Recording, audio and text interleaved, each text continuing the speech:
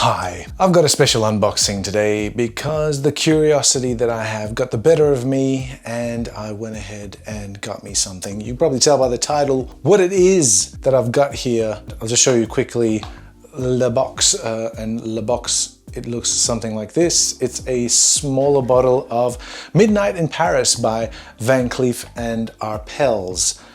And this is the one with the very nice bottle, something I don't actually have. And I wanted to see what all the fuss was about with regards to this fragrance. I've got an unopened box here. It's a 40 ml one, so it's not a very big one. And it is the Eau de Toilette, not the Eau de Parfum. And I've also got with me BVLGARI's Black, and I'm going to compare it because these two get compared a lot. And I don't know why I did this because I'm not the hugest fan of this particular fragrance. BVLGARI's overcomplicated packaging, which always takes me a long time to get through. Maybe I'm just not complicated enough. Okay, here it is, the hockey puck rubberized. I do like the quality of it and the creativity of it and the heft of this cap you could potentially hurt someone with. Okay. Let's go ahead and do le unboxing. I'm wearing a beret backwards, so I'm a bit Frenchy tonight. And I'm a bit Frenchy because, well, there's no reason for it. I'm just Frenchy. All right, cool. Maybe this is made in France. I don't know. Probably is. Begone to recycling. Maybe, I don't know. Let's open this up and get a look at the bottle. It's very small. It's very small. Ew. Ew. Pretty. Can you see that? You can probably see. Oh, I'm upside down from inside the bottle. It's already messing with my head. I can smell the fragrance from the box. I hope it hasn't been leaking. It doesn't look like there's too much actually gone, and the sprayer, or the tube here doesn't actually have any juice in it. So I'm going to spray this on over here. Maybe I'll do like so, like this. One, two, three. All right, that's enough. Okay. Maybe the larger bottle would have had a better presentation. I don't know, but this looks kind of miniature. It is still the same thing. It's all right. I think it's all right. Oh yeah, very, very similar. Very, very similar to BVLGARI's Noir. Let's go.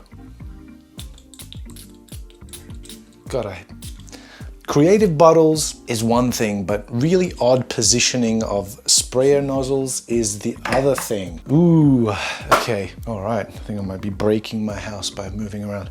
Oh yeah, okay. So of course the advantage that BVLGARI has over the Midnight in Paris is that it's had time to age and it's had time to be worn. I've gone through a little bit of it already, as one can see. It is really giving me the full bouquet here. Yeah, and that sort of rubbery kind of fragrance. However, on the other side, once I reset my nose, hold on. Okay, cool. Is my chain making noises against the thing? Okay. You know what? I kind of get, hold on. Okay, where did I put this guy? Jesus, I gotta take all this stuff out. The things I do, hey? You can't see me, I'm off screen. Am I off screen? Let me just take all of this crap out, and I'm pretty sure I put it somewhere in the back. Oh God, no, that's not it. Close, I might be getting there. Oh, come on, where is it?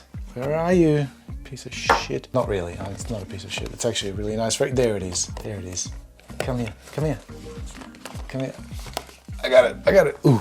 It kind of reminds me of this thing. Focus. There it is. Interesting. Yeah. Totally. What a vibe. Oh, now where the hell do I put this? Random t-shirt. Spray. Okay. Oh, yeah. Apart from the the opening, which will sort of calm down, that sort of, oh, yeah, that sort of vanilla that's here, that sort of balsamic vanilla powdery tonka sort of thing, that's really so present in this rag or of recently sprayed Shalimar. Yes, that's what it is.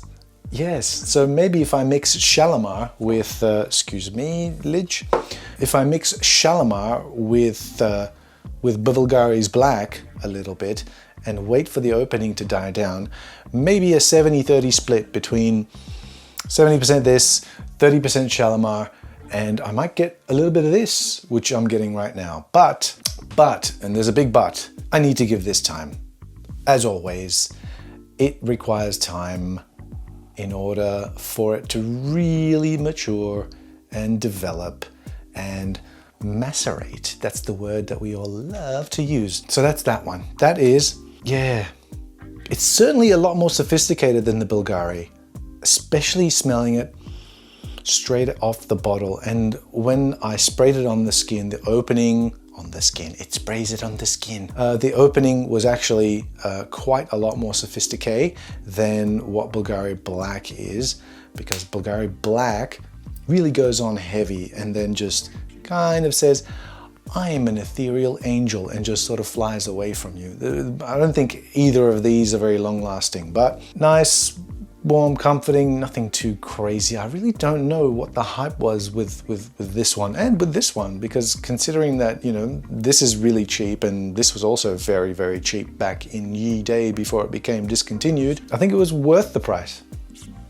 I don't know if anyone should really go chasing this down, and I might be saying blasphemous things right now to people who really love this, but it's really not worth the price. And I think it's sort of leaked a little bit. Let me just do that. Yeah, it has. It's leaked a little bit in the, yeah, it's leaked a little bit. That's why. Let me just rub that on my skin, which I don't know if that's a great idea. I'm not quite sure, but we'll see. I might call my dermatologist later. Verdict is out. I mean, they do share a similar vibe, and somehow shares a very similar vibe to Shalimar, and a little bit of that, a little bit of the mid and the dry down of Shalimar is within this Midnight in Paris. It might have been inspired by. I don't think I've ever heard that being mentioned. I don't know. Maybe it has, and I haven't been paying attention, because I don't pay attention to these things. And just like when this thing was around and it was cheap and I thought it was a lovely bottle, I did, and I like the name Van Cleef Arpels. It sounds good. I like Tsar and I like Van Cleef Arpels Pour Homme, and I don't know why I didn't pull the trigger on this when it was shit cheap. I just don't pay attention. And I guess that's another thing, is that if you've got other stuff going on, there's some other stuff over there that you don't pay attention to. So what's the lesson here? Nothing. Just do what it is that you do, and pay attention to the things that interest you and intrigue you. And at this point in time, these are the things that intrigue and interest me. And if you're watching this, probably you too then, yeah? So welcome aboard. So that's my thing. If anyone's ever seen my previous videos on first impressions and what I think of them, like unboxings and first impressions, they're not really that great. I always say first impressions aren't the best impressions, like for fragrance specifically. For people, first impressions are the best impressions. You need to make a really good first impression in order to be a really good long-lasting first impression. But for fragrances, these things take time. These things need to mature. These things need to develop, as do we all. And I guess that's the lesson for today. Thanks, children, and I'll see you next time. Thanks for watching.